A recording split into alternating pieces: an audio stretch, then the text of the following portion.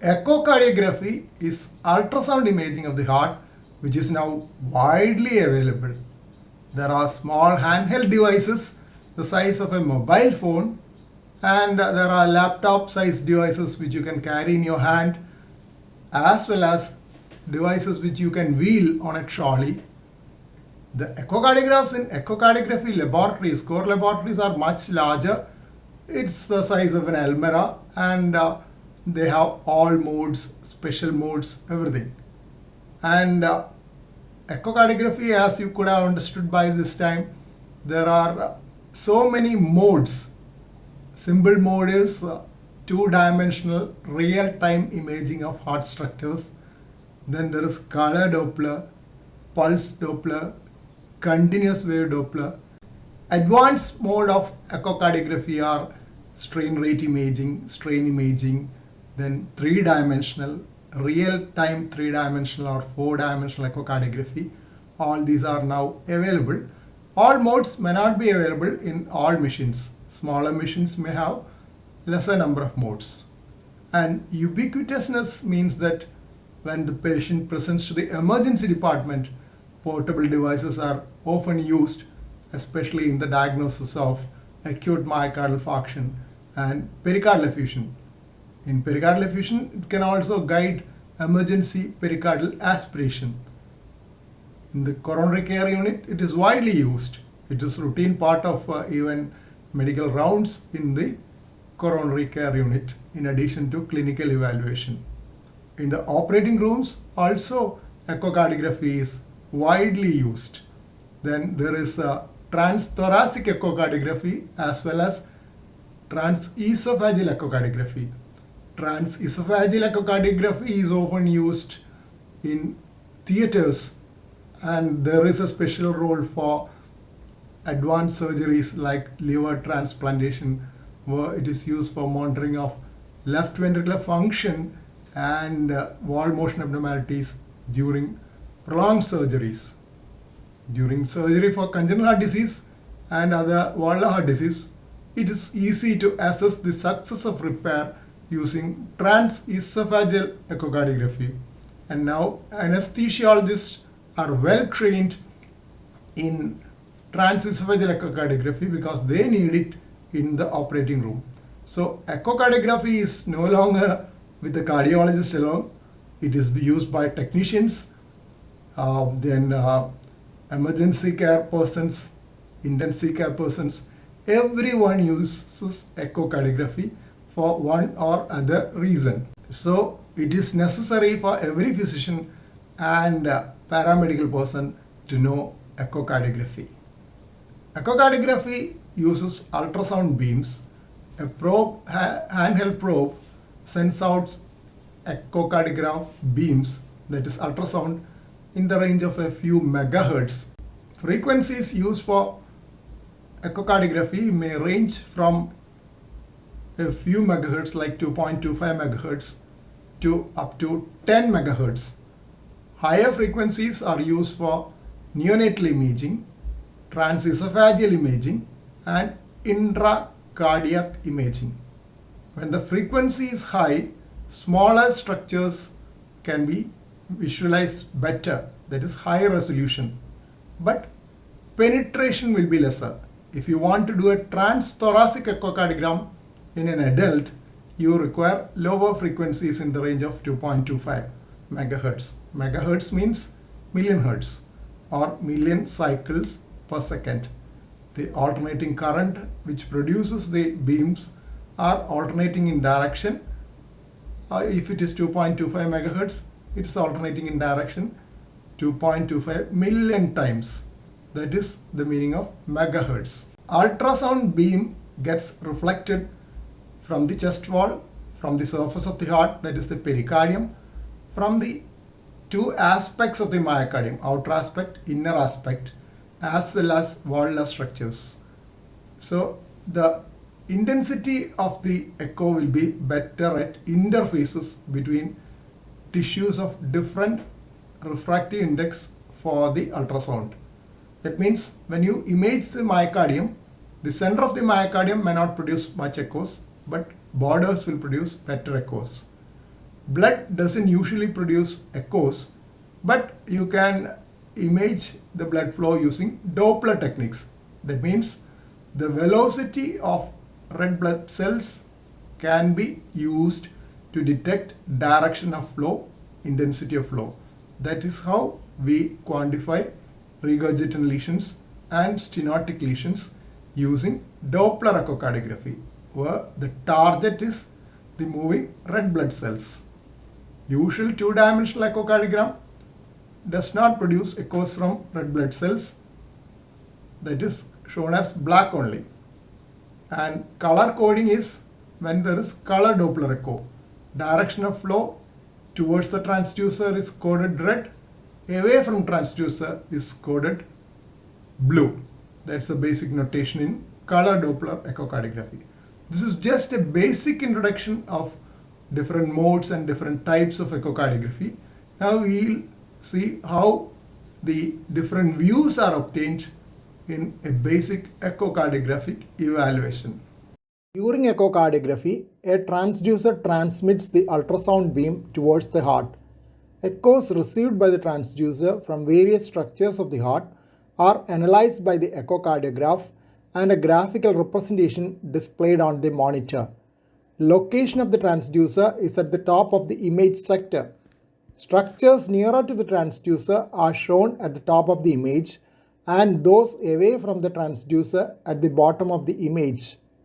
The image shown here is an animated two-dimensional echocardiogram. This one is an older mode known as time motion mode or M-mode echocardiogram. Unlike the previous two-dimensional imaging, this is a single-dimensional imaging. Movement of the structures along a single scan line are depicted as a horizontal graph.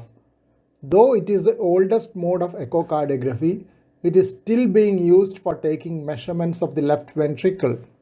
Doppler echocardiography uses the Doppler principle and targets the moving red blood cells. The velocity at each point is depicted as a spectral tracing.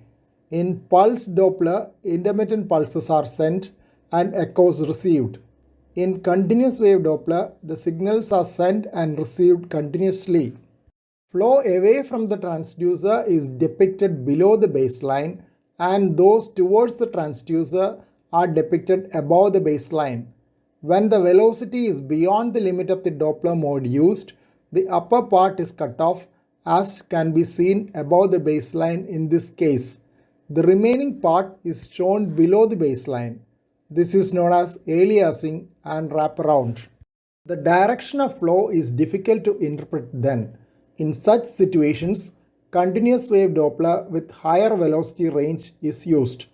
An intermediate option is HPRF or high pulse repetition Doppler. Disadvantage of continuous wave is that it cannot pinpoint the exact location of the high velocity signal as it is continuously transmitting and receiving echo signal. Displaying Doppler flow information on a two-dimensional image is known as color flow mapping or color Doppler imaging. Here one image is two-dimensional and another has color flow information in a sector. Blue color represents flow away from the transducer and red flow towards the transducer. It has nothing to do with the color of the blood like oxygenated or deoxygenated. While conventional Doppler images the velocity of blood, same principle applied to the myocardium is known as tissue Doppler imaging. Tissue Doppler information overlaid on two-dimensional image is known as color kinesis, which can be seen in the inset at the top of this image. Tracing in the lower part is tissue Doppler imaging from the medial mitral annulus. The images shown so far were from transthoracic echocardiography. Another mode is transesophageal echocardiography, in which the echo probe at the tip of an endoscope-like device is introduced into the esophagus. As the esophagus is just posterior to the heart, image quality is excellent. Shorter distance permits the use of higher frequency transducers, which give better image resolution. Higher frequency transducers have only low depth penetration and are not suitable for transthoracic echocardiography. The four common locations at which the echocardiographic transducer is placed for imaging are the parasternal, apical, subcostal, and suprasternal. Parasternal views are often obtained first, followed by apical, subcostal, and suprasternal. A good knowledge of the anatomy of the heart is needed for interpretation of images from each view. This becomes more difficult in complex congenital heart diseases where cardiac chamber positions and size may vary. First view to be obtained is often the parasternal long axis view. This view images the heart from the base to apex long axis view. Transducer is placed in the left parasternal region and fine adjustments in angulation are made till a view similar to the left panel is obtained.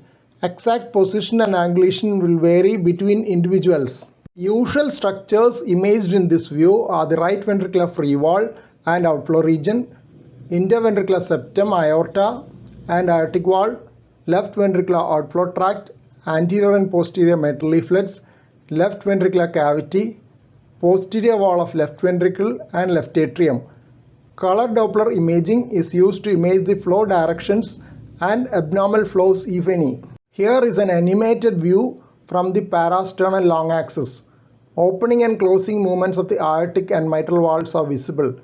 Contraction of each region of the left ventricle is also inspected closely for any abnormalities of regional wall motion. Parasternal short axis view is obtained by rotating the transducer almost at right angle in the same location so that the echo beam is perpendicular to the base apex axis of the heart. Three cuts are usually obtained in this view: the aorta, right ventricular outflow tract and pulmonary artery up to its bifurcation is imaged in the upward angulation shown in the left panel. Color flow shows the flow in the pulmonary artery.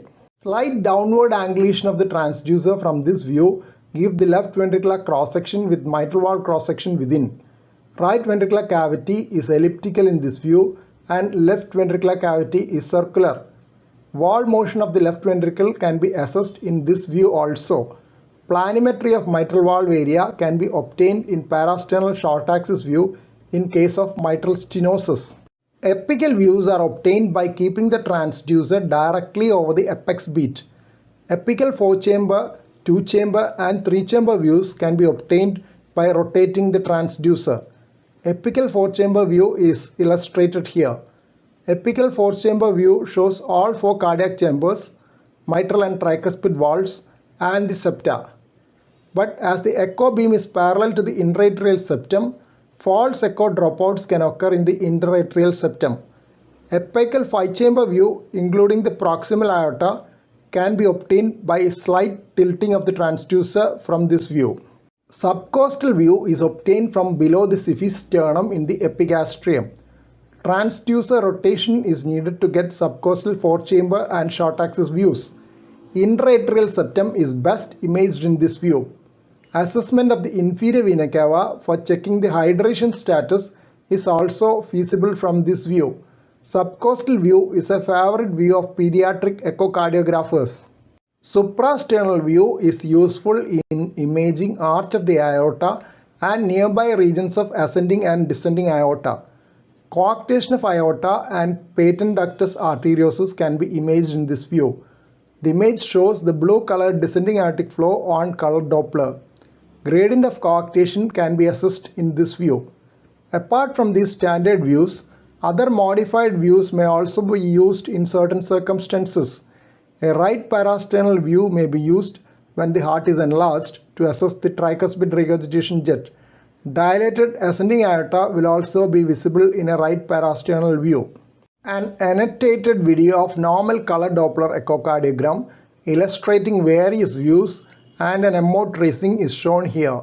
Initially, there is a two-dimensional view from parasternal long axis view followed by color Doppler and M-mode.